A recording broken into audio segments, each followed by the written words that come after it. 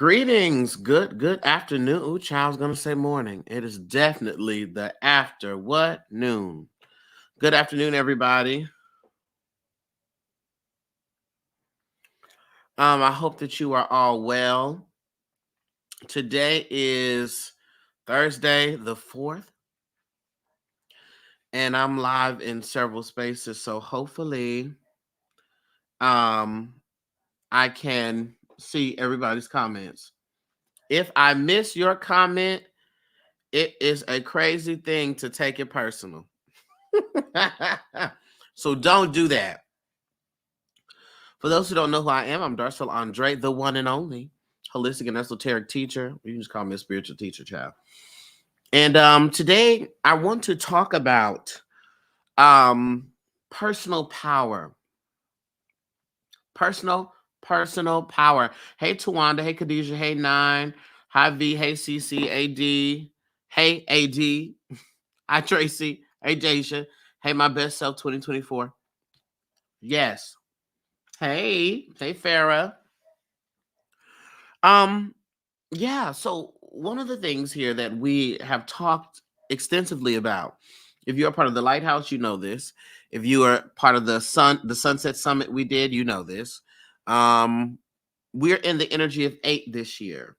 That's the numerology, 2024. That's the energy of 8. And we have 8 being the year of abundance, a manifestation of grounding, and of power, and also karma, but power. Okay. And so I wanted to focus in the Lighthouse. We're going to be going through the power centers in the body and things related to that. But I wanted to do this video, this live today, to discuss personal power. Okay. And the 7 steps to personal power, as that is going to be essential for our success this year. Okay. So when we talk about personal power, what is personal power? Personal power refers to an individual's ability to influence and control their own life, their ability to make choices and to take action that align with their values, with their goals and their desires. Okay? That's personal power. Personal power is not external. Okay? It's not external. Personal power does not come from someone else onto you. Personal power comes from the internal. It comes internal. It is an internal energy that empowers you to navigate through challenges, to navigate through obstacles, okay? And to shape your future and to shape your destiny. That's personal power. So a lot of times when we are affected and downtrodden and defeated, we are having an issue with personal power. When we have had experiences where we have been a part of certain religions or certain families where our autonomy was stripped away from us, we don't realize our personal power. If we have been raised to believe that there is someone else that is in control of your thoughts, in control of your actions, in control of every step you take, then you don't know a thing about personal power, because you're going to continue to extend outward to get something inward. And that's not how that works. At least that's not how that sustains. Okay? So it could get you by until it doesn't. Okay? Personal power is about you recognizing that you have agency, that you have control, that life does not have to happen to you. And every day you go, life is happening to you here again, again, again, again. Instead, personal powers teaches us that we make life happen. We get to decide how things affect us. We get to decide. So personal power is very critical to your spiritual development, to your personal development, to your development when it comes to the workforce, to your growth if you're an entrepreneur, to your interpersonal relationships. Understanding your personal power. Okay? And so we're going to get into some things. So one thing you need to know about me, come with your notepad. If not, come ready to watch the replay, which is going to be available on YouTube. All right? So when we speak about personal power, we're going to be discussing 7 steps. Okay? Thank you for following me. I appreciate the follow. Thank you, thank you, thank you. Yeah, share the live, y'all. Share the live. Share it with your family. Share it with your friends. Share it. Make sure that you click likes. Khadijah says, I already got 4 bullet points. Come on, Khadijah. Because when Khadijah showed up, Khadijah knew what time it was.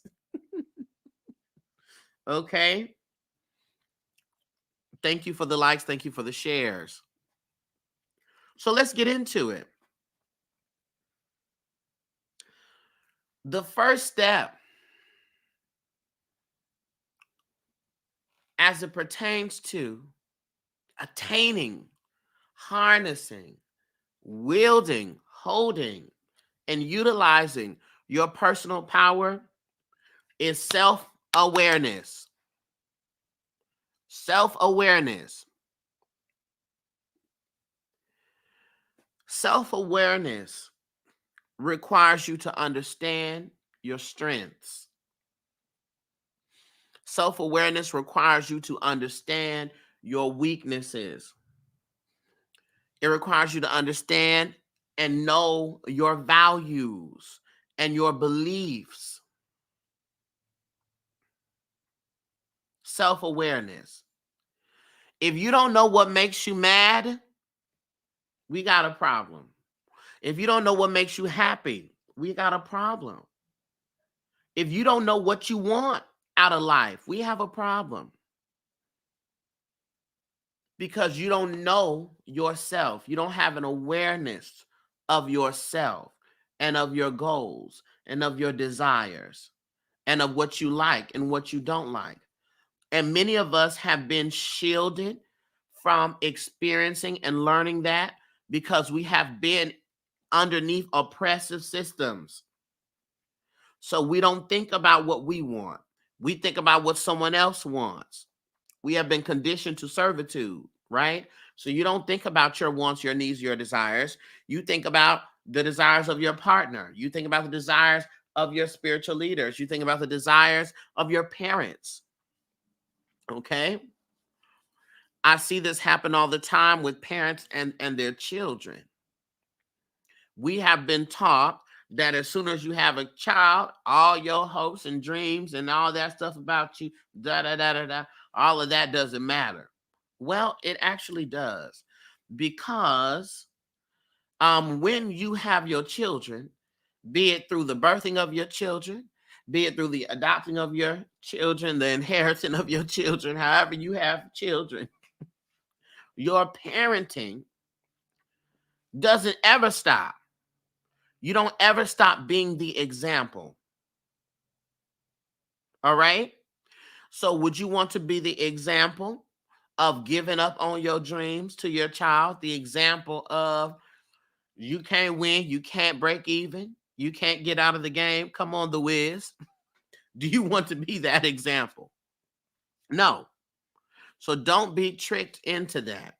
So the question then becomes, how do you garner self-awareness? First thing, You need a regular reflection practice. You need to dedicate time regularly at the end of the night, at the end of the week, where you reflect upon the previous day, upon the previous week. You can do this through journaling. You can do this through meditation. You can do this through simply taking some quiet time to yourself and contemplating. But reflection is key. A lot of us feel as though we're lost and we're not accomplishing anything because we don't reflect on our successes. We don't reflect on our day. We don't reflect on our accomplishments. We don't have a record of our accomplishments. We just have constant reminders of where we aren't. And that is not helpful. So you need a regular reflection practice. Figure out, is it at night? Is it a part of your end of your day ritual where when you're going to bed, you're going to think about your day? Think about, start from the beginning of the day, from when you woke up. Think about your experiences and your feelings throughout the day to the end. That is something simple. And if you fall asleep, you fall asleep. But you need a regular practice of reflection so you stay in the awareness of what goes on. Days and weeks should not pass you by and you're like, it's Friday again. Dear God. Second step or key to self-awareness. Seek feedback. Everybody that says, I don't care what nobody think about me, you're lying. You are late every day trying to get dressed and get your eyeliner right, get your beard tight, get everything a certain way, get your fragrances and everything on so that you could be presentable. Stop lying to yourself. You do care what people think, and to a degree you could. But your thoughts of what people think about you should not show up as an obstacle for you, right? But you should be well with representing a thing. You should have some awareness for that when you show up to a space, you are representing something. You should. Okay? I ain't that free flowing. I ain't that mystical in the clouds that I don't understand that I represent something when I show up to a space. So don't give me this, I don't care what anybody thinks. You do care what people think. You do. And that's not a problem. It's when it becomes a point of an obstacle for you to where you can't go on. You're not moving and doing things that benefit your wellness because you are afraid of what people are going to think. That's very different. So the key, seek feedback, get feedback, actively seek feedback from people you trust, from your trusted friends, from your trusted family members, from your mentors. But this is the thing. You gonna do that next. Reflect on yourself first and then seek feedback. Don't seek feedback and then reflect. Because then at that point, you're getting somebody else to do your job. And then you will become reliant upon other people. No, you do the self-reflecting. Even if you are someone who practices divination of some sort, whether it's bibliomancy, because I know I'm streaming to my Facebook, so I know we got the good Holy Ghost rollers here.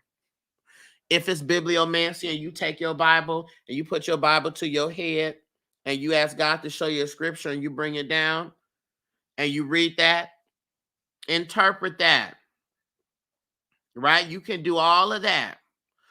But before you do your divination practice, I want you to ask self, what do you think is wrong? What is it that you think you need to focus on? What do you think you should do? And then check it with your divination practice. Start with self, and then you could step out further. Okay? Because what you're going to do in that process is see that what you thought, what came to you, was in alignment with what the Spirit said,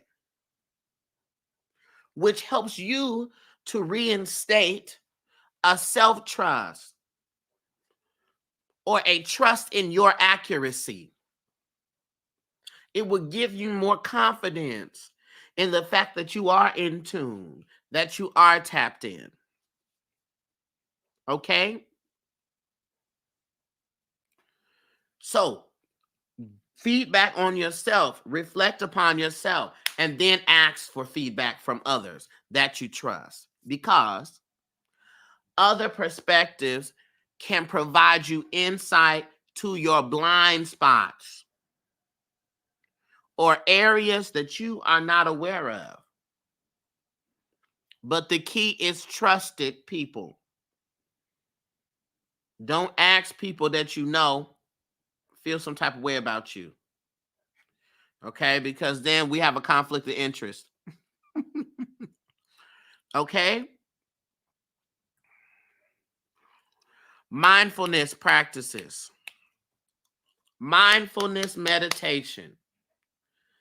Mindfulness, I'm going to beat y'all down upside the head about mindfulness. Mindfulness, mindfulness, mindfulness. Mindfulness helps you stay present and observant of your thoughts and your emotions without judgment.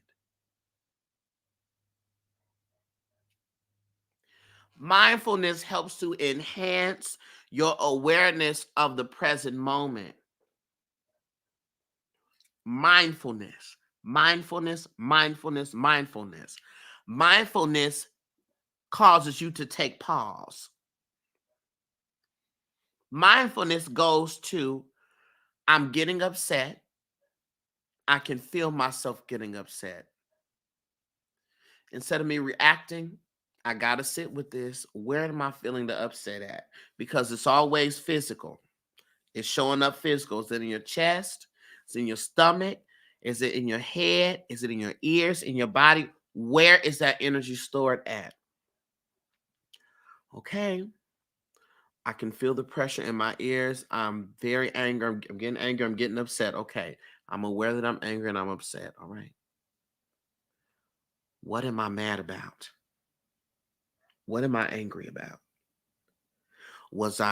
Is it really what this person just said? Or did this have to do with I didn't get enough sleep already? Mm-hmm. Right. I didn't drink my coffee like I always do. I started off wrong. I felt rushed. I felt unprepared. So when this person said this to me, it triggered me because I already was feeling disappointed in myself for not doing those other things. So this really is not about you. So I don't got to cuss you out.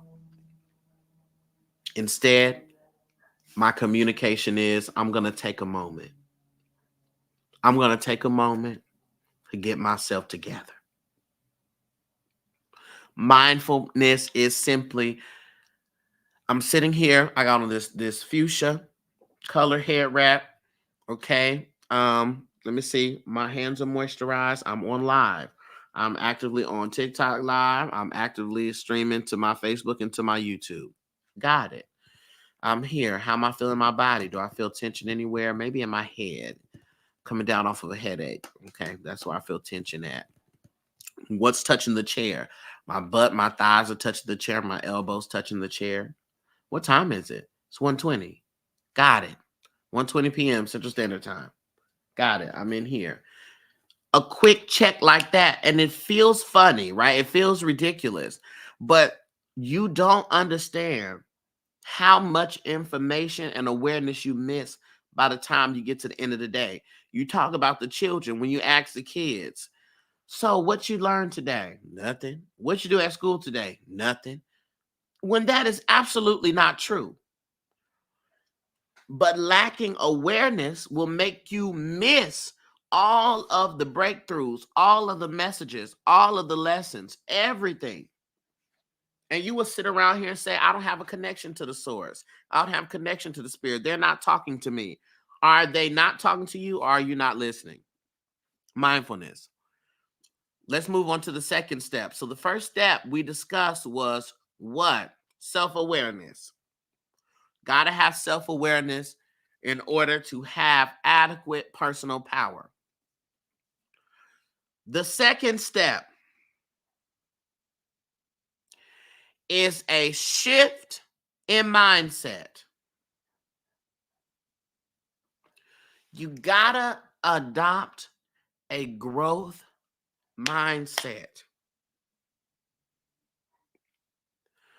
This is when you stop looking at everything as an issue, as a problem, as an obstacle. Even in our language, I got an issue. Do you have an issue? Do you have a problem?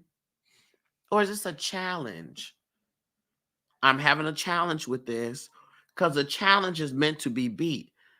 A challenge is meant to grow you. A problem has so many negative connotations to that. A issue has so many negative connotations and negative energy to that. So we have to embrace our challenges as opportunities. We have to observe it that way. So you need to cultivate a positive outlook on the possibilities. Because if your mindset is off, it don't matter. Prime example. I use this example all the time. I know when I go up into this club, they are nothing but haters. Everybody gonna be hating on me. I don't like nobody here. I ain't gonna have a good time. So I don't even know why I'm coming up here, but I'm gonna go in. But I already know what I'm gonna get. Everybody fake in here anyway. Okay. Here you walking in. Somebody says, "Oh, hey girl, hey, I like your dress." You thinking to yourself, fake.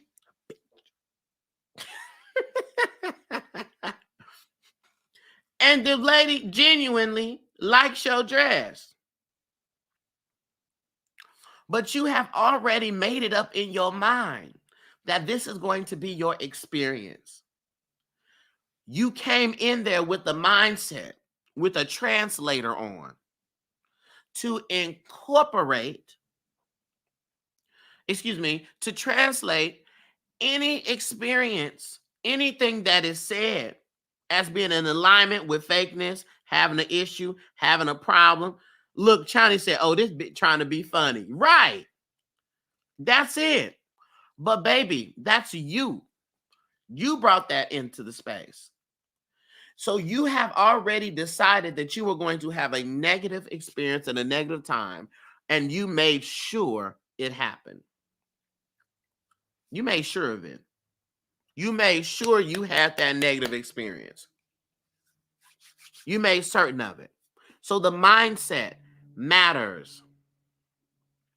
The mindset matters. How do you cultivate a positive outlook? First thing, practice gratitude. This is the first key. Practice gratitude.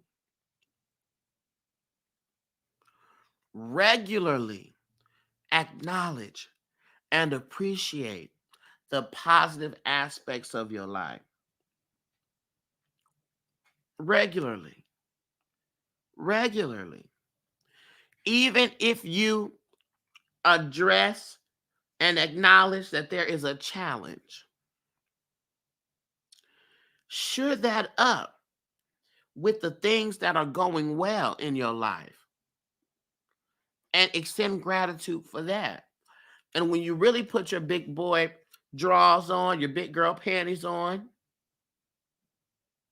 you will start to also show gratitude for the challenges because you recognize that the challenges are meant to grow you.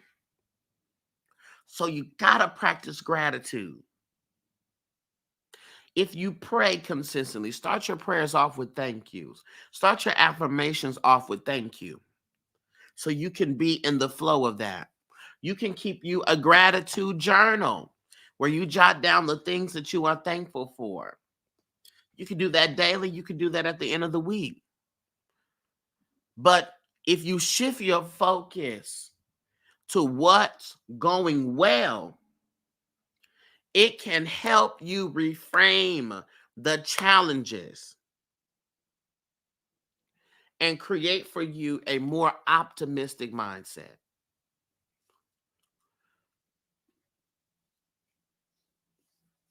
Deja said, I have to do this today. I have to shift my perspective and say I'm grateful that I have money to pay my bills. Deja, excellent example. Because you could also not have bills and not have anywhere to live and not have electricity and not have a phone and not have a car. So as much as we are upset that we have to pay the bill, we have to be grateful for the capacity to pay a bill, to have a bill to pay. Shifts your perspective. Another key to shifting your mindset, is to challenge your negative thoughts. Challenge them. Actively challenge them. When you catch yourself thinking pessimistic or self-defeating thoughts, you got to question the validity of those thoughts. When you start saying, I ain't got nobody, I'm all alone, challenge that thought. Because 9 times out of 10, 10 times out of 10, that is not the truth. You're spiraling. Nobody understands me. Challenge that thought. You're spiraling. Challenge it. Get the validity of it. I've worked with a lot of mothers, single mothers, who will say, I feel alone. Nobody loves me, while holding a beautiful baby that has nothing but admiration in their eyes.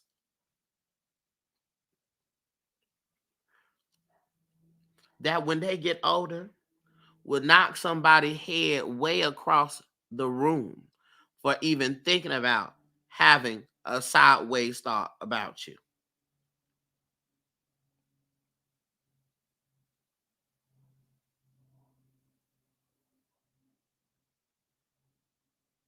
So let's be clear.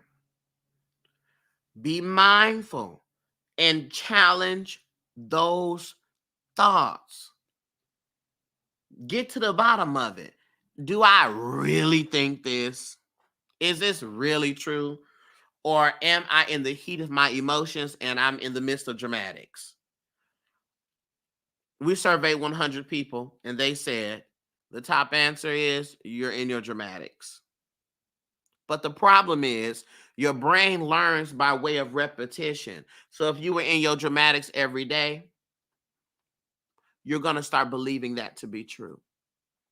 And just in the same way you make your mind up about going into the club and everybody's fake, you will make your mind up that people are just reaching out to you, talking to you because they got a secret agenda. What do you want from me? Nobody can just like me and love me and care about me. You must want something from me. And that's all you. Challenge those thoughts. 3, I spoke about this initially talking about shifting the mindset. Just paranoid. Absolutely. You'll become paranoid. And say, I can't trust nobody. When we talk about the growth mindset, I wanna emphasize this again. You view your challenges as opportunities for learning.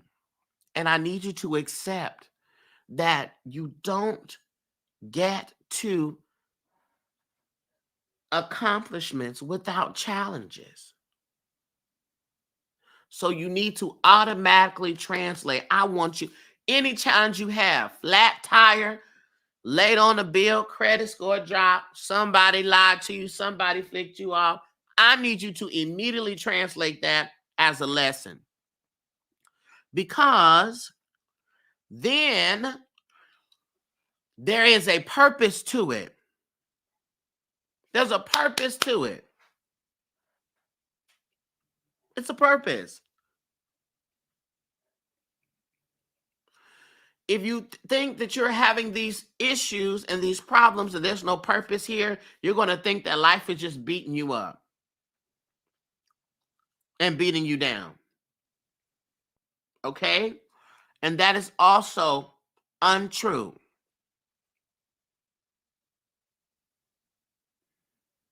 All right?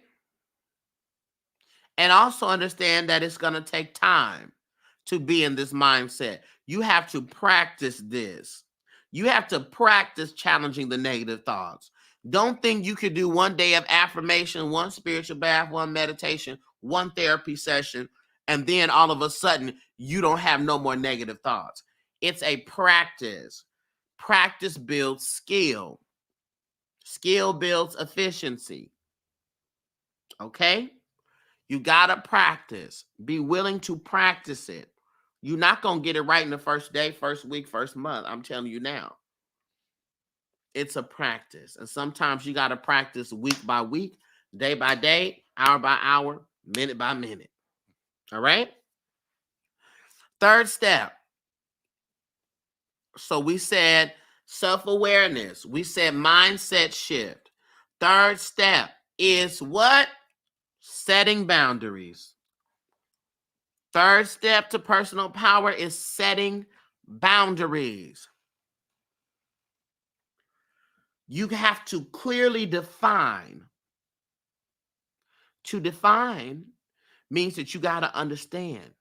You got to self-reflect to know where your boundaries are, what you're comfortable with, what you're uncomfortable with. Define it. Okay? And this is the part that y'all don't do. Communicate it. You don't communicate your boundaries. You think you just supposed to come up with your boundaries, and telepathically people are just supposed to know what they are.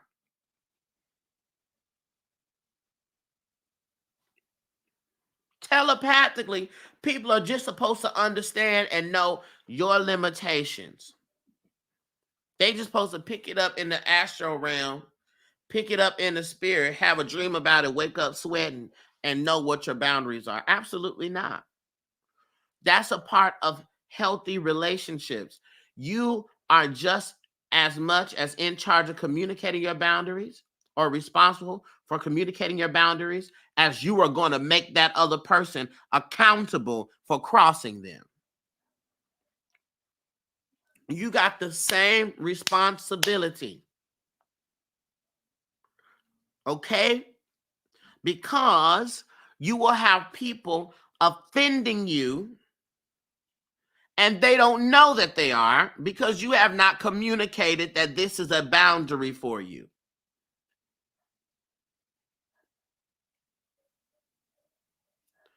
So you got to set your boundary. Know when to say no and when to prioritize your wellness. Know when you're just being a witch with a capital B. Know that.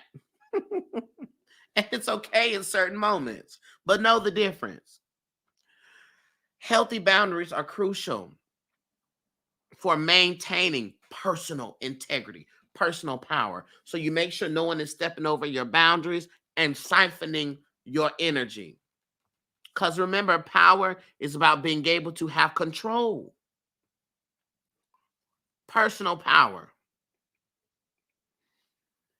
So here's the key. Self-reflection. Again, you got to take time to know. Know your own needs. Know your own values. Know your own limits. You have a capacity to the super people out there. The supermen, the superwomen, the super people. You have a capacity. We all have capacities. You have limits, but your limits are your responsibility. Your values are your responsibility. Your needs are your responsibility. You got to know what that is. Because if you don't know what is important to you, you will not know where to establish boundaries. What were the first two? The first two steps were self-awareness. Then the second was a mindset shift. And the third is setting boundaries. As I said, clearly communicate your boundaries. Use assertive and respectful language. Okay? Because if you are communicating a boundary with someone, that means that you want to maintain the relationship. Yes. That means you want to maintain the communication. Yes. Because if you didn't want to maintain the relationship, you would cut them off. Yes.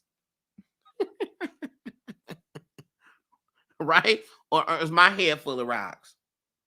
So if you are wanting to maintain the relationship, then that means that the way you communicate your boundaries should not be in exclamation marks, should not be in bold print, should not be in 500-point font.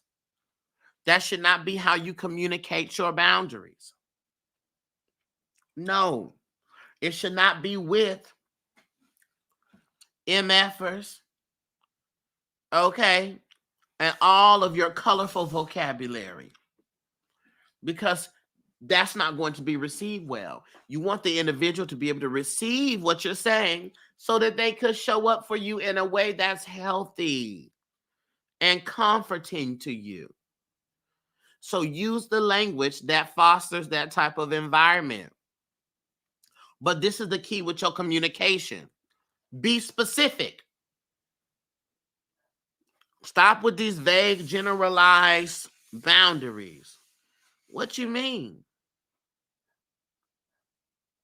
Can't have these vague, generalized boundaries. I need you to have specifics. Can you imagine you going to the doctor, to the surgeon, and the surgeon say, yeah, we're going to do some surgery around about this area. We're going to just start cutting in around about this area. What? Round about?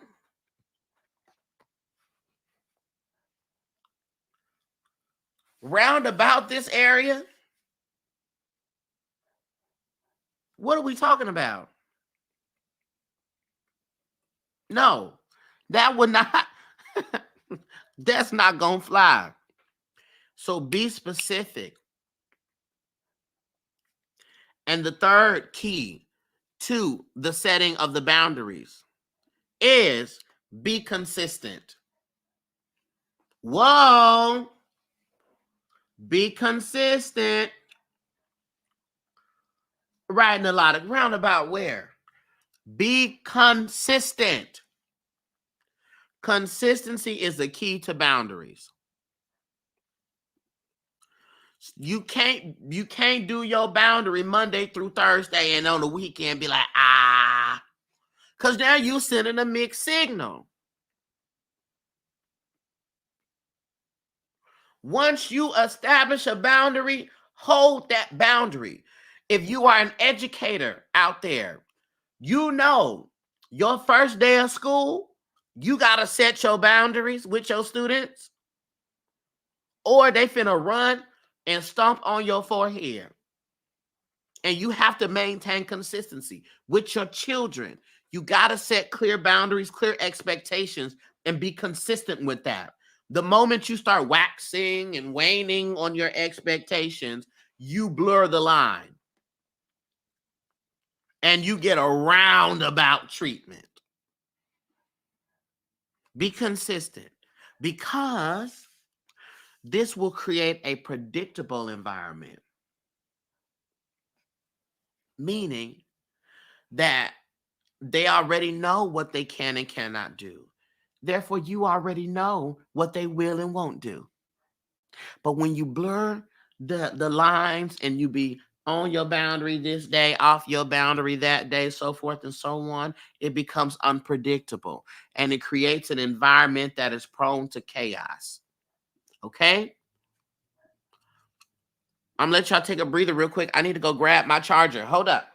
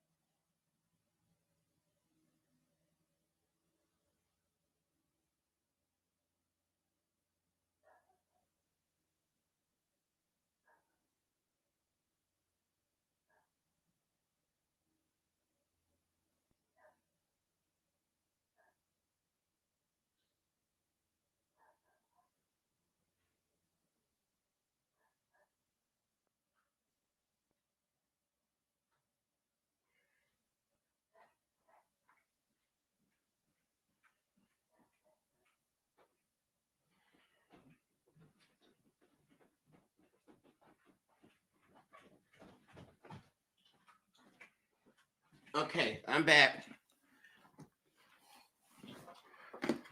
Ooh.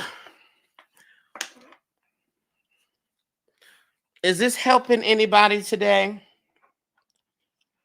If it's not helping you, I'm just going to go ahead and cut everything off. Let me know if this is helping you. Hold up.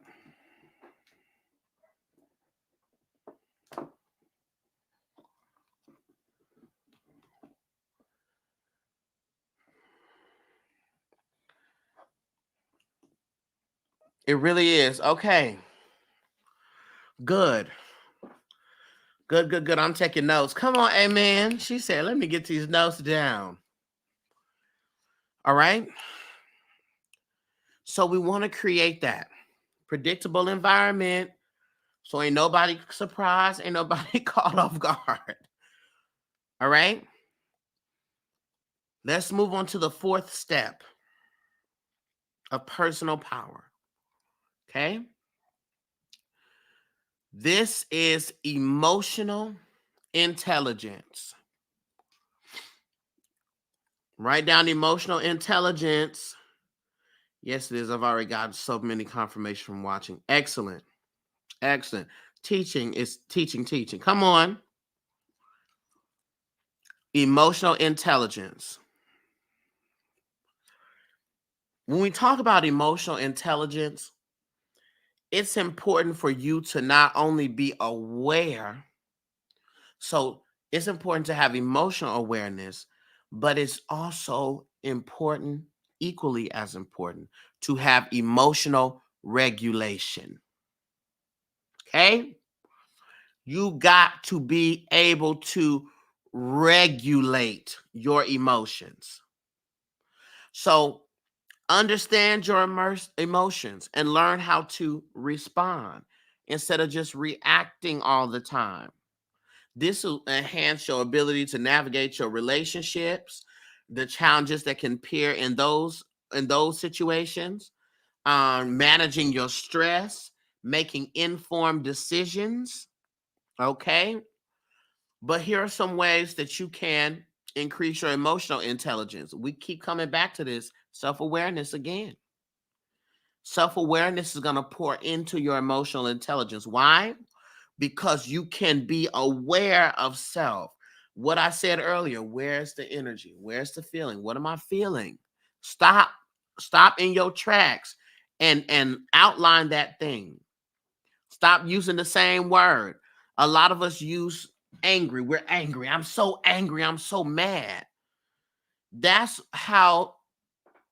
the only language you've been given. And a lot of true emotions show up and express and look like anger. But I want to offer you this. Most of you are not angry. You're disappointed. You're sad. Okay? You're not really angry. You are disappointed. Those are different emotions here. I want you to increase your emotional vocabulary. Learn more words so that you can be able to identify what you're actually feeling. There's so many emotional vocabulary lists.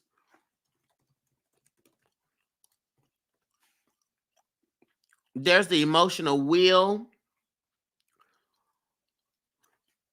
You just know angry. Are you frustrated? Okay. Are you bitter? Do you feel humiliated? Disappointed?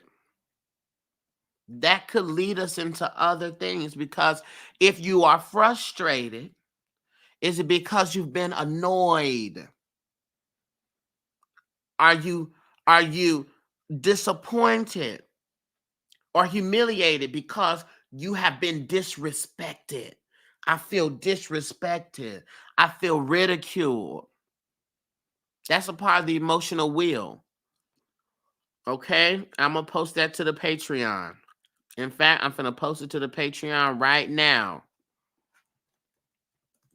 so we could learn some other words and stop calling a thing by another name and then confusing ourselves. Let me put that right in here right now. Emotional wheel. Paste. Publish now.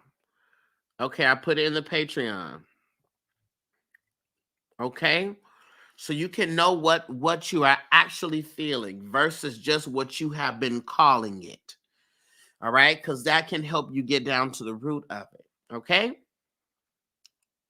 So you get that language, you're able to really understand what things are triggering you. Was it what they said? Was it how they said it? That's a good one. Stop calling everything depression. It's true. It's true. Are you depressed or do you feel guilty?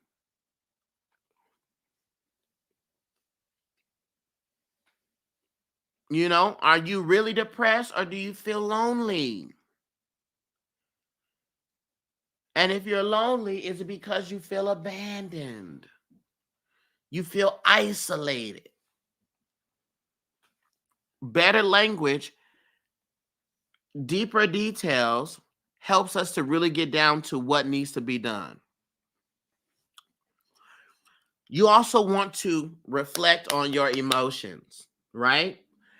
We talked about doing it in real time, but also after the feeling has passed, after the exchange has happened, slow down. My coffee fell. I'm depressed. No, girl, you're disappointed. Absolutely. Slow down. Slow down and journal about your emotions, about what triggered you, about your responses. Why is it that when men talk to me, all of a sudden I get real anxious? Or all of a sudden I feel like I can't talk or I can't speak. What is that about? Right? Why is it just because of what they said or was it that tone of voice? What does that tone of voice remind you of? I get it. I get it. This person's voice reminds me of my father when I was growing up, who was abusive and mean. And he would it was his voice that I couldn't get out of my head. And so when I experience people with this same tonality or men who raise their voice, it makes me think of that. That's what that's about. And so anytime I hear that tone, I start to get emotional. I immediately get defensive because I think I need to defend myself. Ah! But that discovery is helped by your therapist. But until you get a therapist, it's also helped by your self-reflection. It's by your journaling and looking back at patterns and Googling. Okay. I keep using this word a lot. Let me look up things related to that word. Reflect, deep dive into self so it can give you insight to your emotional patterns. That's what you need to look at. The emotional patterns, the emotions that you repeat. All right. Then you could detail. Oh, I see that. Boom, boom, boom, boom, boom. Okay.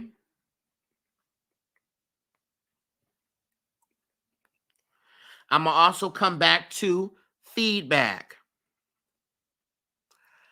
Your trusted friends, your trusted family, your trusted colleagues. Ask for honest feedback as to how they thought that you handled that situation, how they experience you emotionally. All right? But this is the thing here. Another key to the emotional intelligence is empathy. Being able and willing to understand the emotions of others. Because if you can give yourself the chance or give people the chance to be understood by you, right? You then create an environment where people will take the chance to understand you. And it'll be easier for you because if you can do it for someone else, you know how to do it for yourself. How do you develop empathy? Practice active listening. Stop always trying to interrupt somebody and get your point across. Stop always trying to have something to offer. Stop always trying to prove that you know something in a conversation. Sometimes just hush and actively listen. Listen to your children without trying to redirect them into what you think they're saying. Listen to your friends without always needing to put on your cape and give a solution. Listen. Be fully present in the conversation. Set the intention to understand their perspective. Interrupt yourself when you start going into those prejudgments. This is exactly what this is the same stuff she always called me about. Child. This that same stuff she always called me about. She always called me to talk to me about this. Child, whatever. Hello. Oh, girl, what do you do? Uh-huh. I hear you. Ooh, child. That's crazy. Stop them prejudgments. Practice empathy. Okay? You also develop um emotional intelligence through curiosity. Mhm. So with your interactions that you have with people, approach people with a genuine curiosity about their feelings and their experiences. Ask open-ended questions to the people in your life. Why haven't you asked your mother, how would you describe yourself as a woman? Why haven't you asked your brother or your sister, what's your vision for yourself? Why haven't you asked those types of questions? Try it. Ask these questions so you can really sit and get an understanding, even with the people that you're challenged with. Uh-oh. The people you are challenged with. Ask them about themselves. And you will be surprised at some of the answers that you will receive that will help you to better understand the person. All right? So we talk about empathy, emotional regulation. This is all under emotional intelligence. Identify your triggers. I talked about this a little bit earlier. You want to be able to recognize the situations, the events, and the individuals that trigger strong emotional responses in you. If you understand your triggers, you will be able to prepare for and manage emotional reactions. But you haven't done any self work to see where your triggers are. You haven't done any self-work to see what situations trigger you. I've worked with women who are business owners or who are in executive spaces. And because of that, and the things and the difficulties they have to navigate, being a room full of men and they're the only woman triggers them.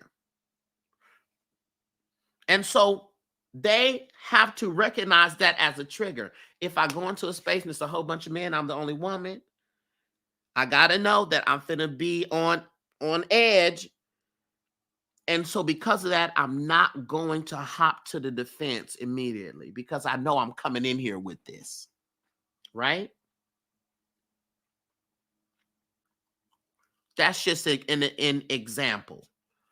And the reason why I use women a lot in my examples is because that's the majority of my clients are women. Men be seeing this hair wrap and be like, you know what, don't worry about it. And I'm like, sorry. Okay. But identify that.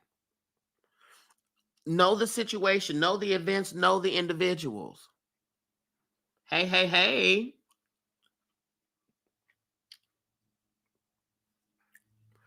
Emotional regulation requires you to develop coping strategies. You need a toolkit of healthy coping strategies to manage your stress and manage a negative emotions.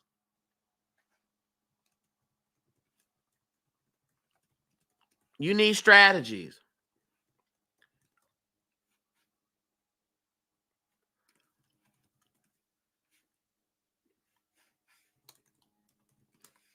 And know what, but see, this all comes with awareness. Knows what works best for you. Do you need to take a breather? Do you need to do your breath work? Do you need to go into the bathroom and do some EFT tapping? Do you need to do that? Do you need to listen to your music? Do you need to doodle? Do you need to have a fidget spinner?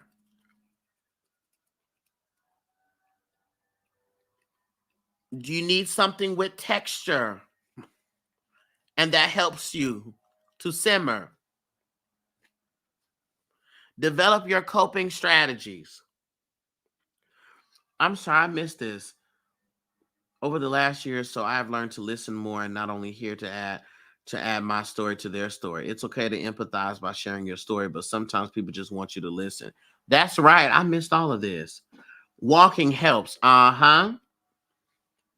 Absolutely. But guess what? Again, you are responsible for that. You are responsible for that. You're responsible for your coping mechanisms. But you need to so you can regulate your emotions, so you have your personal power, so you have control over yourself. So life isn't just turning you every which way but loose. Okay? Because power, that control to say, I feel myself building up. So let me utilize my tools to stabilize myself, to anchor myself, to bring me back down. Use a worry stone. Come on, a worry stone. Stress ball. Chew gum. Whatever it is. And guess what? I don't know any coping mechanisms. You know what you can do? Google 20 coping mechanisms. What works for me? And create that. Create that. Scientifically, we're in this year of power with the number 8. Power scientifically is the ability to do work. So you're going to have to do the work. All right? And you can do the work. So do the work. Right? And create it. Soft, squishy toys are my go-to. Very good. Chani says music gets me right every time. Very good. Have you a calm down playlist?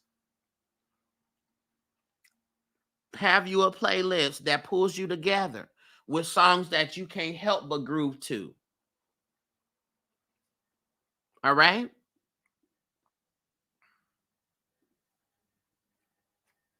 Emotional regulation. Let's move on to number 5. So far we have self-awareness. We have mindset shifting. We have setting boundaries. We just did emotional intelligence. And now we are on goal setting. Goal setting is essential to developing personal power. When you set yourself clear, achievable goals, you can break them down into smaller, manageable steps. And when you see yourself achieving these milestones, it is going to boost your confidence and your sense of accomplishment.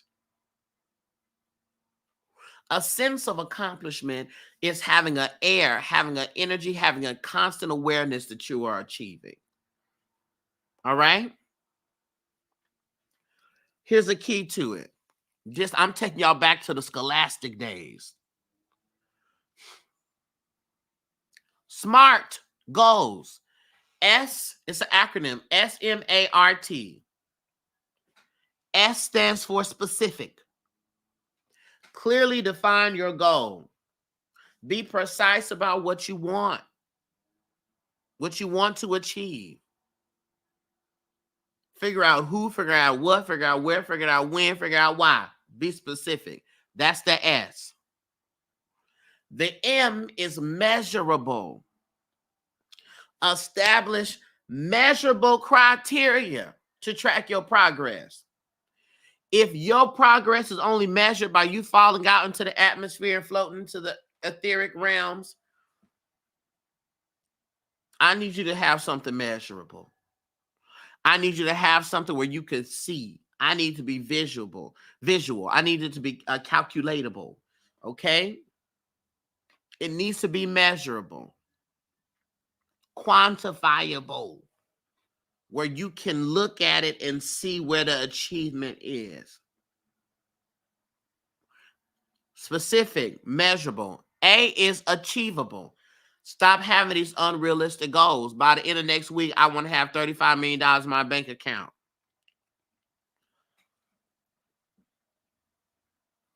What is setting yourself up for failure?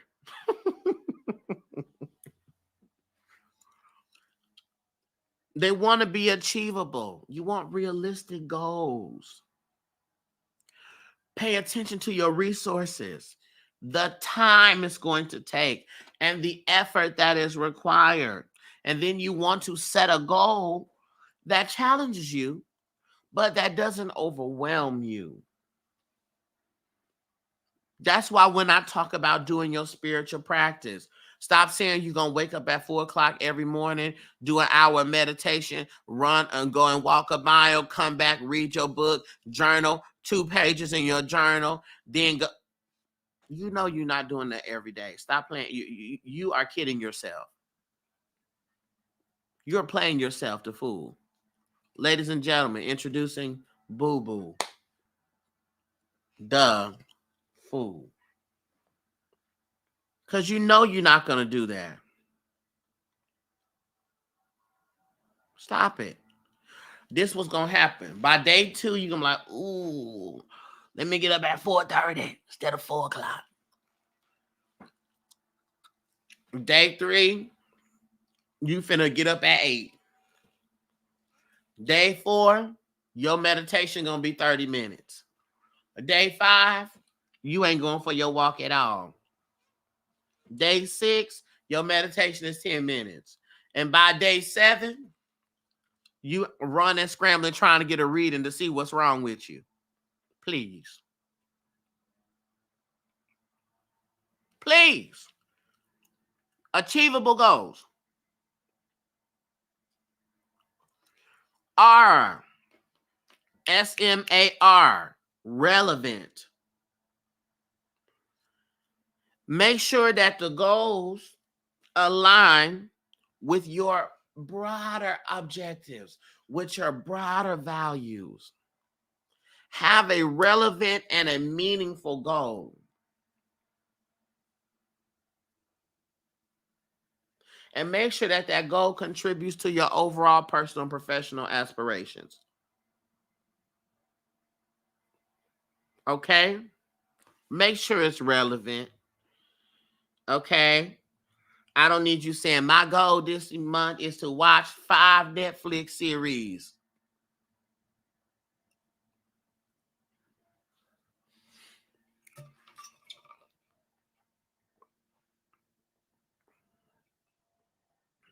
Honey, that's a pastime. Please. Look at, amen. Me, I do it though. Now, see, now that's the gag. Not you complete the irrelevant goals, but the ones that's relevant. What am I supposed to do? How can I possibly do all of this? You'd be like, and the T. So we have specific, measurable, achievable, relevant, and time bound. Have a time frame for your goal. We can't be that roundabout somewhere in this year. I want to have this somewhere. Set a time frame. Because the deadline is going to help to create a sense of urgency. So you don't become so lackadaisical that it just don't ever come to fruition. Okay? So you can stay focused and stay accountable. Smart. Okay? Be very smart. Can you be smart, please? Thank you. And the other thing that I would say as it pertains to your goals, regularly review and adjust your goals. Review your goals and track the progress and assess whether there are any adjustments that are needed, because you could be ambitious and you could say, now, hold on, wait a minute. I thought I could keep this up. I cannot. I cannot keep this up. So this is what I'm going to do. Instead of me waking up at this time trying to carry on for this long, instead, I'm going to wake up at 8. And for the first 15 minutes, I'm going to be undisturbed by anybody. I'm going to do my prayer, do my meditation, and check in with myself and reflect. That's what I'm going to do. Make adjustment. Make adjustments. And guess what? It's okay to adjust your goals. But don't just drop your goals off without adjustment. If you find out in the middle of what you're trying to do, in the middle of your practice, in the middle of your routine, that this is not working, instead of just saying, F it, sit with yourself and write it out. Why is this not working? What do I need to do instead? So you reflect on what's working well and what you need to adapt. And then you do that. And guess what? Also celebrate yourself.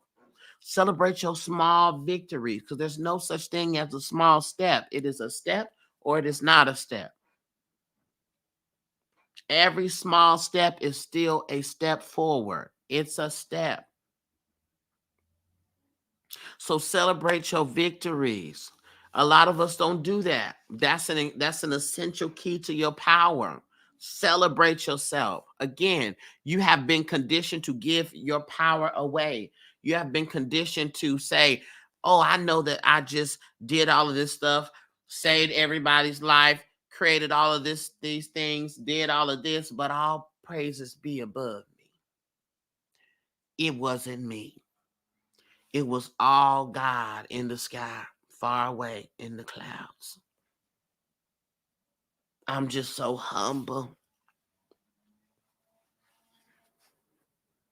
I'm just so meek and humble. Meek and humble. It's not me. Give it all up. I'm humble. Humble. I don't even want y'all to look at me. Less of me, more of him.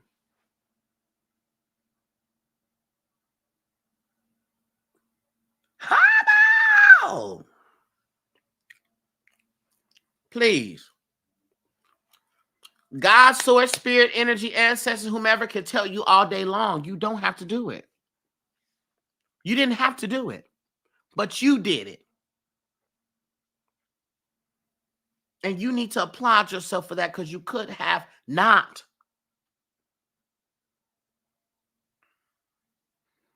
We have been tricked into believing that celebrating ourselves means taking away from the divine, means dishonoring spirit, means dishonoring God. That is a lie. In the big circle that is God, in the big circle that is the source, in the big circle that is the universe, you are not outside of that circle. So there's no way that you celebrating yourself can be dishonoring and disrespectful to the divine, especially if you are living and doing what you need to do. We got to get out of that conditioning. Okay? That's 5 goals. We're moving on to 6. The 6th step to controlling, to harnessing your personal power is to be open to continuous learning.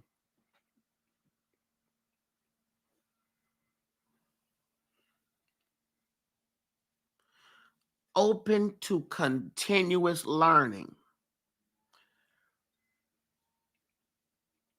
Stay curious and embrace I am a forever a student and always a beginner mentality.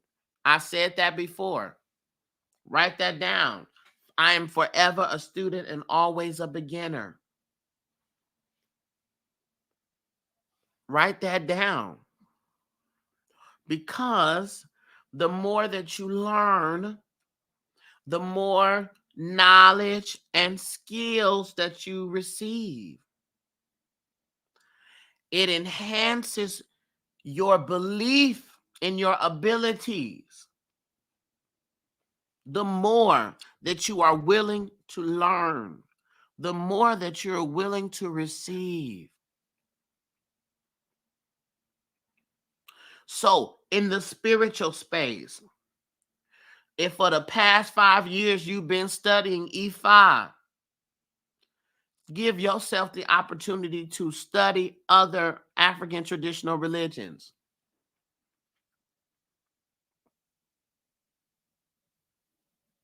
If you have been on your deconstructing the Bible for 5 years, give yourself opportunity to read something else. Give yourself the opportunity to learn other things because it's going to help you tailor and transform your spirituality. The more that you learn about different spiritual practices, different spiritual systems, it's going to enhance your connection with the spirit, with the source, with higher consciousness, whatever terminology you use. And it creates a personal relationship, a personal experience. By continuing to learn, by always being a student. This is how we explore the soul. This is how we reach fulfillment. The continuing of of studying, stimulates your soul's exploration because it allows you to expand your consciousness. There were things that you didn't think about or consider until you learned about this community.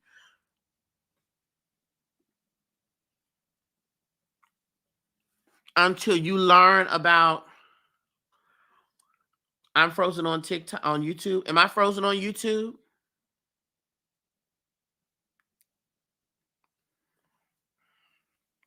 YouTube, am I frozen?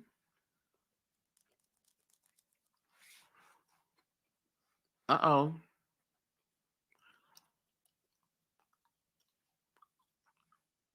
Okay. So when you expand your consciousness, you are able to see, sense, and understand more than you previously did. Expanded consciousness. So that by proxy is going to deepen your soul growth, your spiritual growth. You learn new spiritual insights, new practices. Things make more sense to you. And let me preach this as well, since y'all say this is preaching.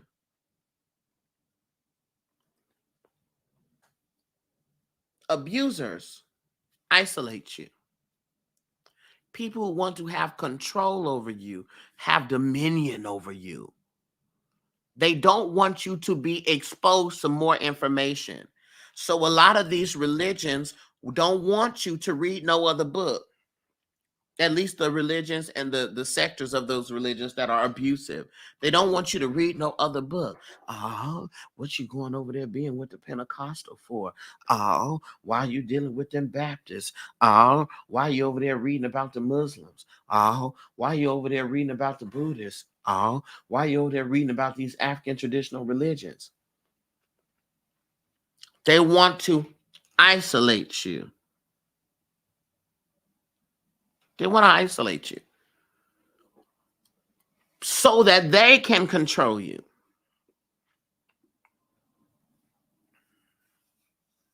And they don't want you to find out anything that puts yourself in contrast to what they are indoctrinating you with.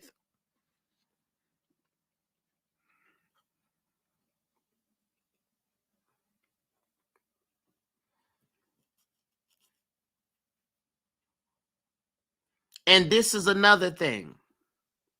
This is coming for Darcel. This coming from me. I personally,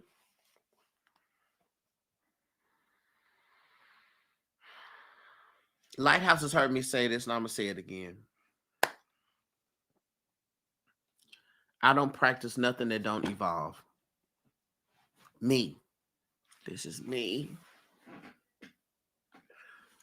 I don't practice nothing that don't evolve. I don't care how ancient of a practice it is. I don't care how African it is. I don't care how African American it is. I don't care nothing about that. If it can't evolve, darcellandre ain't finna do it.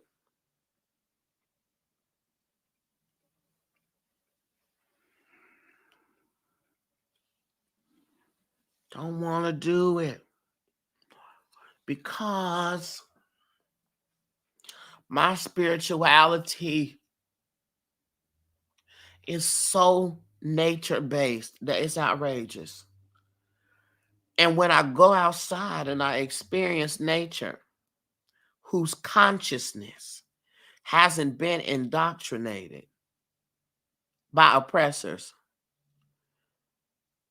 nature evolves. Human, physical, body, we evolve over time. Planets, species, everything evolves.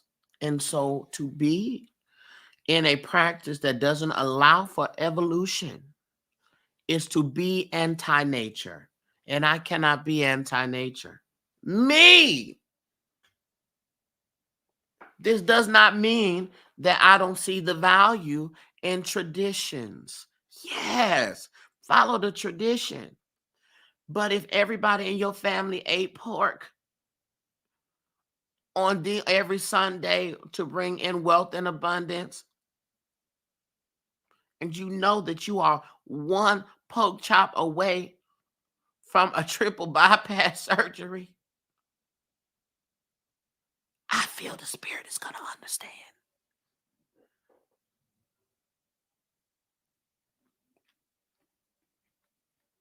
I just feel like the spirit's going to understand. Me.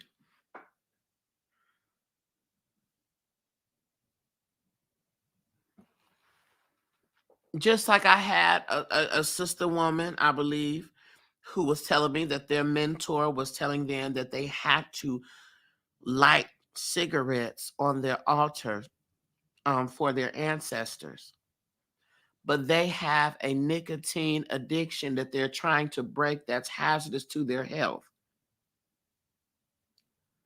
And the mentor kept saying, this is what you're supposed to do. This the tradition. This that tradition. This the tradition. You can't do. But this is not healthy. This is causing the person to suffer. So, as a message from me, if you don't take anything else from me,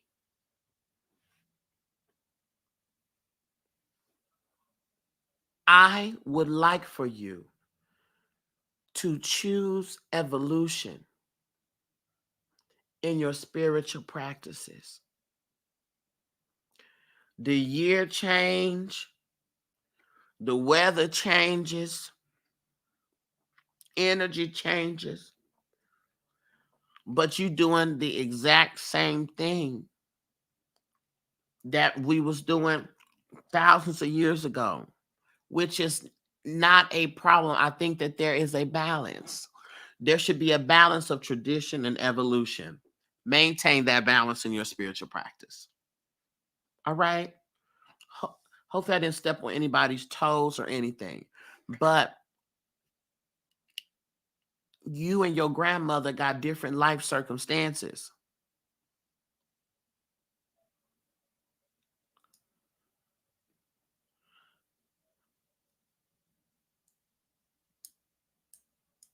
You and your great great aunt, uncle got different life circumstances. So there's different things going on. I understand well, I said I already made my point. Deja says, so spirit will understand if I want to sleep in just a little longer. LOL, I don't meditate or pray at the same time every day. Okay. And Deja, that can be your prerogative, but I want you to be mindful of this. It's a difference between freedom and the lack of discipline. There's a difference here. And I don't want people to construe that. Don't choose, I'm being free. This is a free flowing freedom as a way for you to duck and dodge discipline. Because discipline, let me see if I could use a word that doesn't sound that way.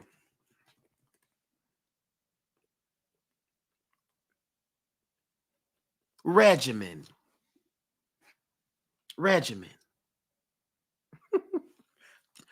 Repetition. Consistency. We're gonna go with consistency. Consistency is key, right? Because that I don't meditate or pray at the same time every day, which if that's your thing, that's your thing. But if you go days without meditating and praying, and those are your chosen spiritual practices, because you don't have a set time, or you don't establish a set window of time, then that's a lack of consistency, a lack of discipline. The brain heals itself through repetition. The body heals itself through repetition, right? So I just want to be mindful of that. I want us to be careful. Dave said, well, goddamn, consistency is one of my themes for 2024.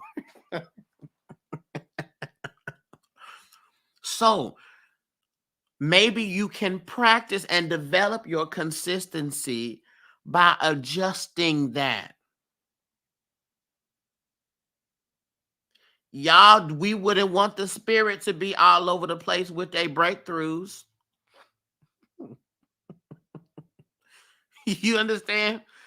You wouldn't want your oracle cards, your tarot cards, your divination stuff to do it sometime, to work sometime. We ain't gonna work right now. You should have did this reading at 8 p.m.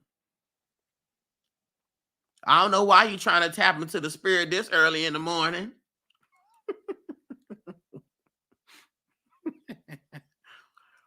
We ain't doing it now. You be like, not y'all sometiming. We got to be very mindful of that. Wait, so it's okay if it's at least every day, but not at the same time. So it's you determine what your parameters are. If you say, because of the way my life is set up, I cannot confidently pick a time. Okay. Then make the commitment that the day is not gonna pass without you doing your practice until you are able to develop a more consistent basis as far as the time. You set the parameters, but I want you to know this: your parameter is your promise.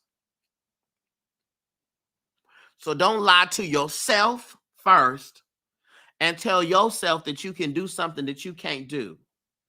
Don't lie to the spirit second. And make a commitment that you can't follow through with. That comes back to our goals, achievable.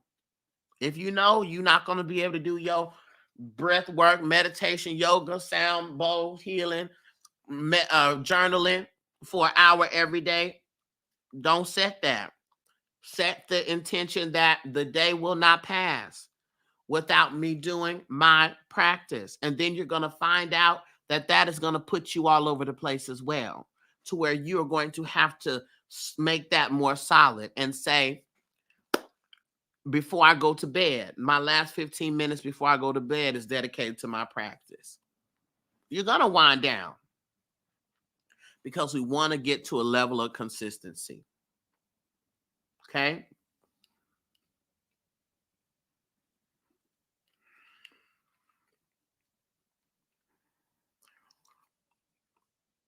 And number 7, we're at the 7th step to personal power. If y'all are on the Clock app, I love you very much. You can watch the replay on YouTube. If y'all came in later on the YouTube, rewind it so you can get these 7 steps.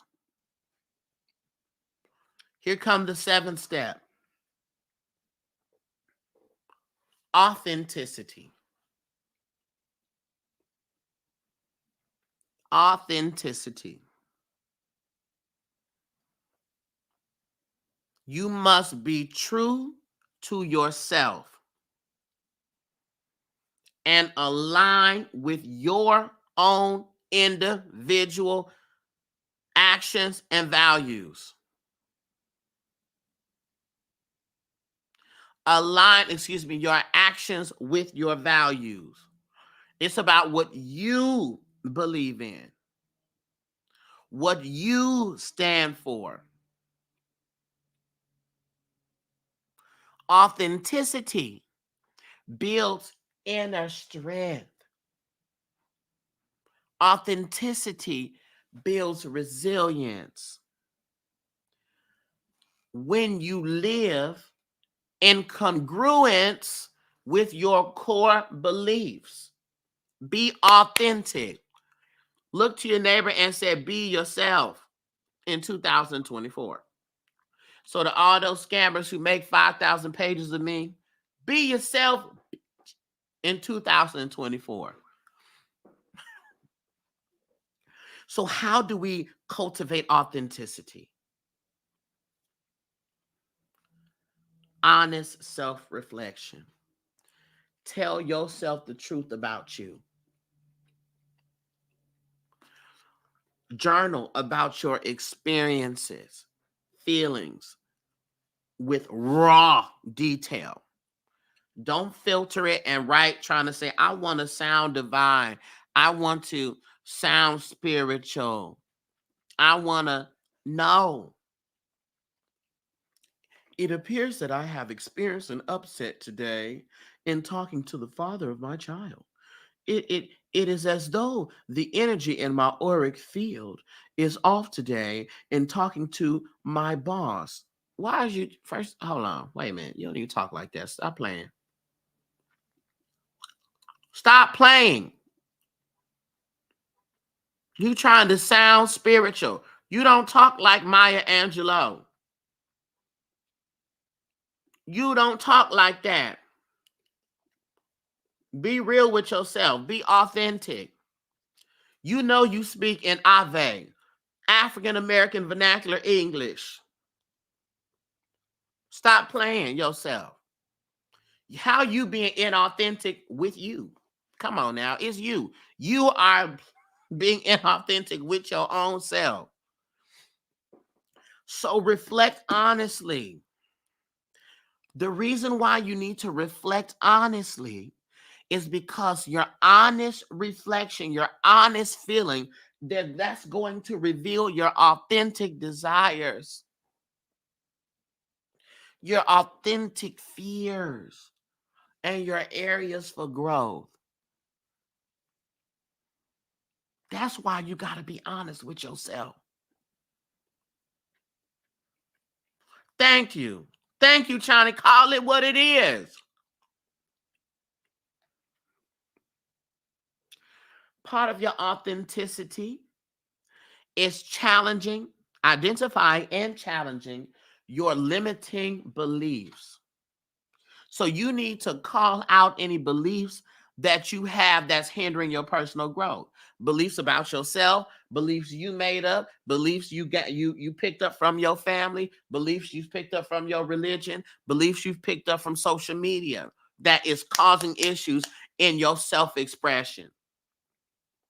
When you challenge those beliefs and then you replace them, authenticity shows up to the forefront because you're not trying to think like everybody. You're not trying to do what everybody do. I did this. I told y'all this in the class one of those classes we did when I said y'all sitting up here listening to music that's like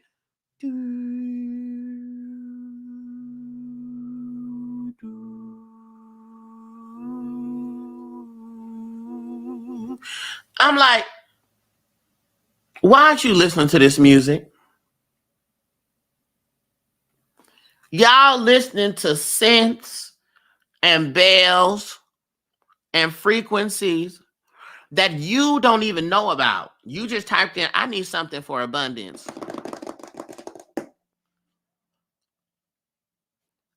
I need, let me go to Google. Let me go to YouTube. You'll know if that's the right frequency or not.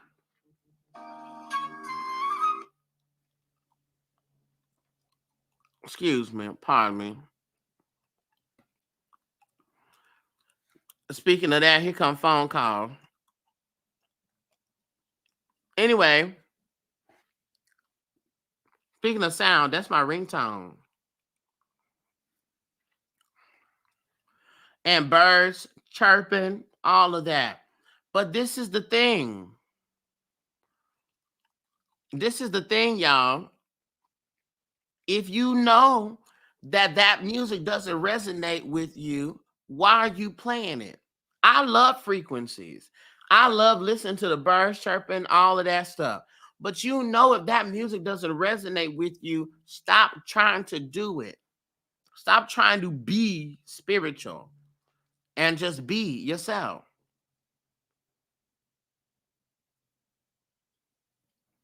Stop that. You know that don't. And then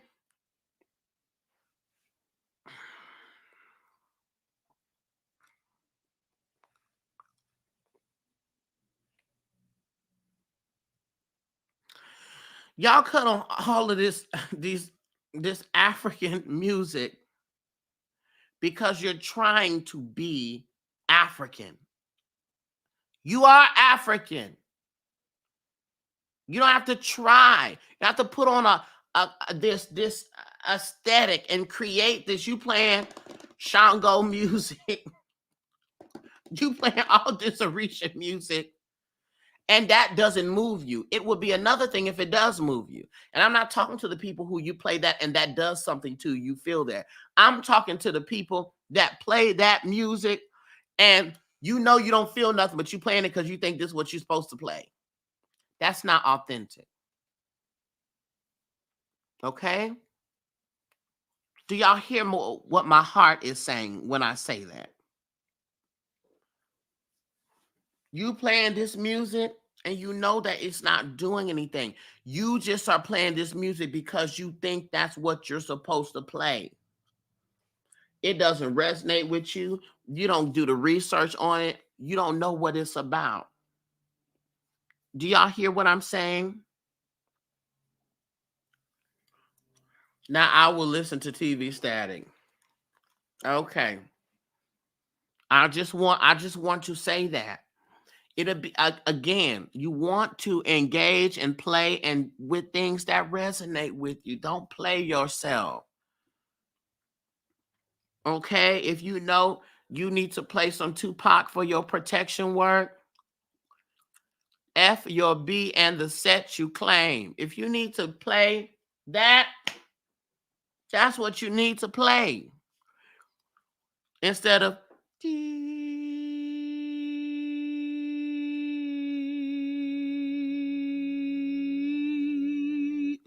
like, stop that.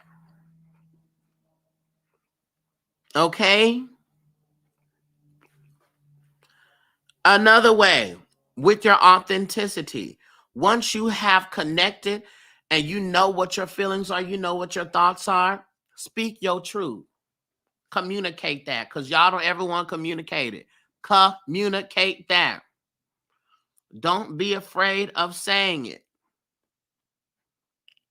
And it's a practice. Practice expressing your thoughts and your feelings honestly. Tell the truth. The truth is the key. So y'all sugarcoating, lying to folks asking you how you're feeling, and you're like, I'm okay. You're a liar. Why are you lying? Stop playing. You are playing yourself again.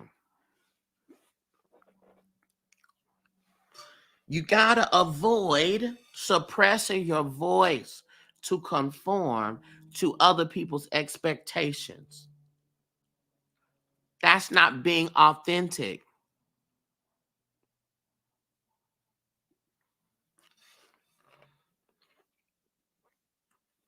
When you are honest, you are allowing people to hear, see, and witness who you truly are.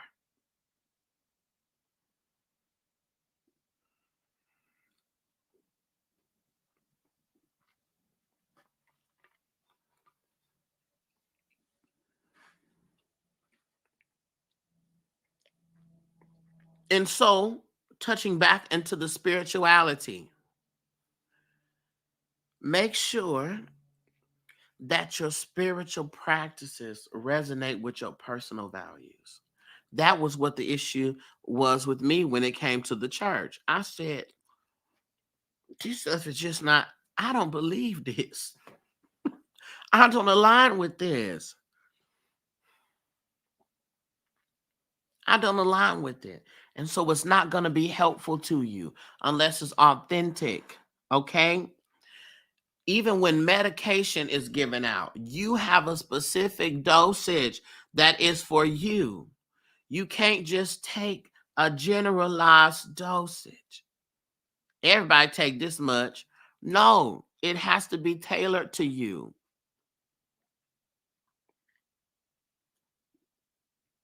Okay? So give yourself the permission to explore different spiritual paths. I spoke about this earlier so that you could see what resonates with you authentically. Y'all may see me with my hair wrap off and all orange. And I said, let me tell y'all what I did. I'm practicing Buddhism right now. Spirit has called me to Buddhism, and I am a practicing Buddhist. And guess what? Y'all gonna have to deal. because that's where I'm at. So explore and integrate different aspects of different spiritual paths. Now, I'm not saying start trying to conjure up spirits and do all this stuff. Don't be stupid. Don't be disrespectful to people's traditions, right?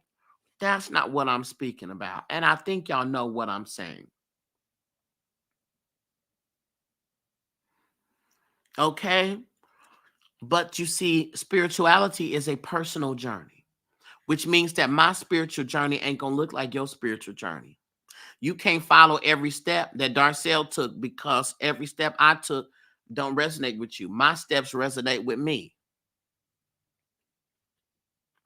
And the more that you choose practices that resonate with you, that make sense with you, the closer, the deeper, the more meaningful the connection is to the source, to the divine, to God, to the spirit, to the universe. So with authenticity, it's an ongoing practice. It always involves, it evolves, excuse me. Love that for you. Come on. A lot of trap lyrics sound really close to abundance affirmation. Started from the bottom, now we're here. That part, Heather, y'all better put that. Started from the bottom, now the whole crew is here. That's power. That is power. So authenticity is an ongoing process. It requires self-discovery. It requires courage. It requires willingness to look at, to embrace all the aspects of yourself. But this aids in personal growth, personal power.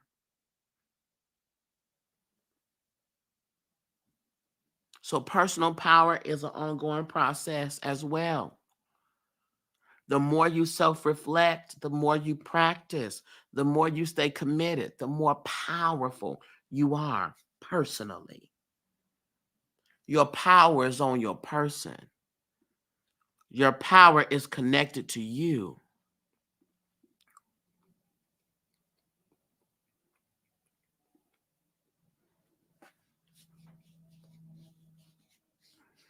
Okay? 7 steps are self-awareness, mindset shifting, setting boundaries, emotional intelligence, goal setting, continued learning, and authenticity. Those are the 7 steps to personal power. Did you learn something today? Was this helpful to you at all? Was it beneficial? Let's hear thoughts. Thoughts, feedback. Was it beneficial?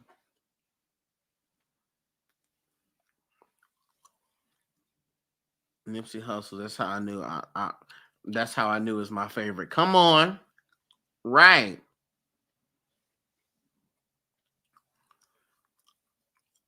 Yes, definitely needed this. Good, very good. Going to set the new year off right with these. Yes, I love that. Yes, yes, yes, yes, yes. Excellent.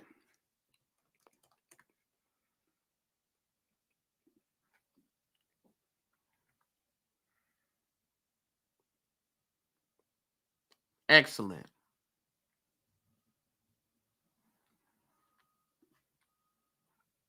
I only caught about the last 30 minutes and it was every single thing I needed. Gonna run it back soon as you end. All right, perfect. Confirming. Thank you, Darcy. You're so welcome.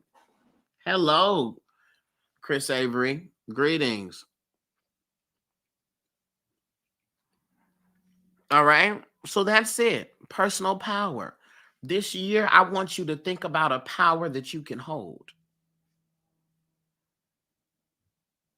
This year, I want you to think about and focus on a power that you can wield. I caught the last few minutes too, and gems were dropped on time. So you're welcome, Deja. Thank you for snatching my edges. You're welcome.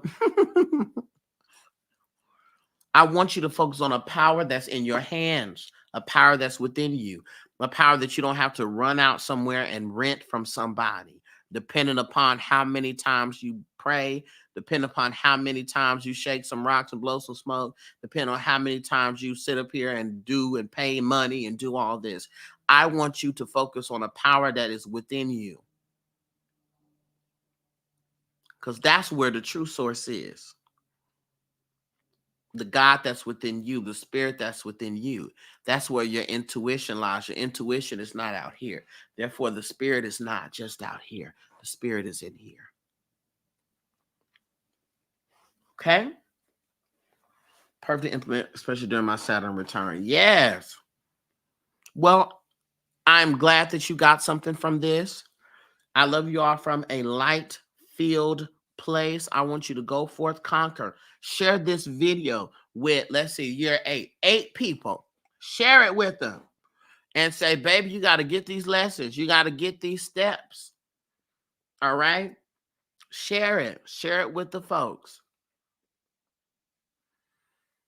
All right, y'all. I'm going to ease on down the road here. Oh, and also, I'm on day 2 of my juice fast,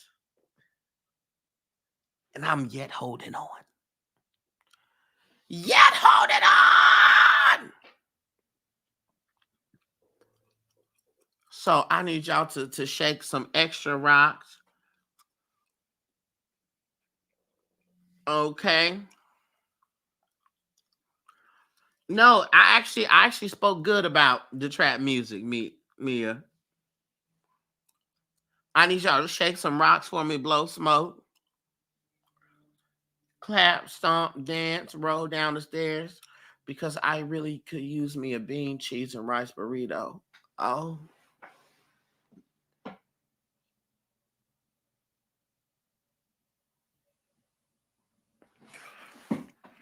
I really could use me a skillet mac and cheese with some steak bites. I really could use me a good Southwestern salad. Hey! Oh my goodness. I really could use me. Oh, some sake to me cake. Oh! I really do want to go down there and give me a spoonful of my banana split ice cream.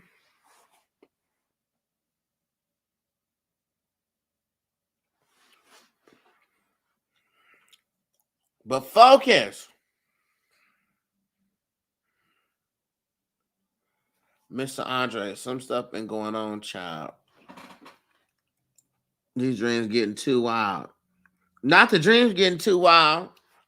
That sounds like a bomb. A bomb as Uber order.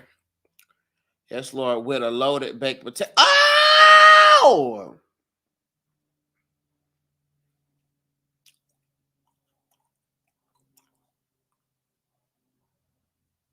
Oh, wait a minute. I really feel it in my spirit, in the depths of my spirit. I go there, break me some cornbread. Oh my God. Some honey butter brown sugar swirl cornbread.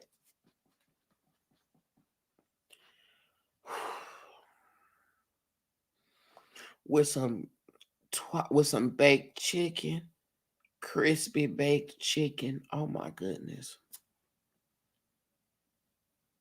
With just a little bit of helping of greens on the side. Oh.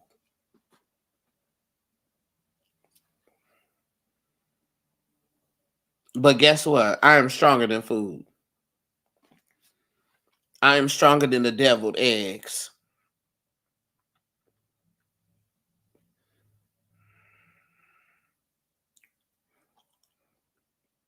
Oh, yes, the Cornbread Chronicles. I am stronger. I'm stronger than all of it.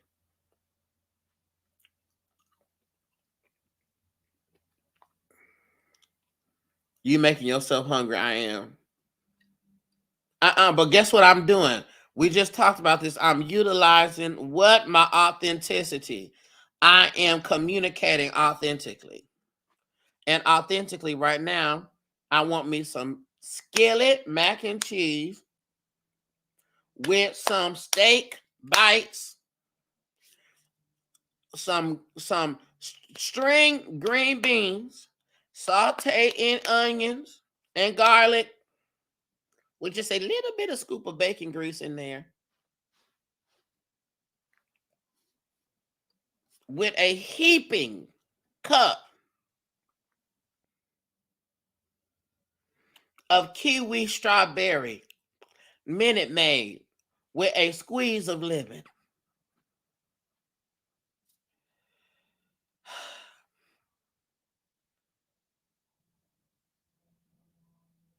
Shonda my ham hocks.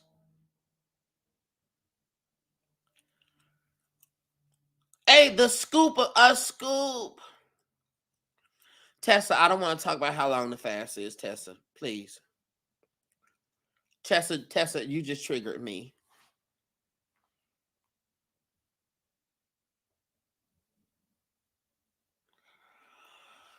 Deja, I know we're not supposed to be doing the beat. The spirit. I already said it. I know. You right. It got to be the chicken stock. I forgot. Oh, the chicken steak. Just a dash of the bacon grease, just a dash. It just adds flavor. Okay. Now we done got off topic. Y'all know one thing about me, I'm going to end in humor. But I really got to go, y'all. I got to go swallow down this juice.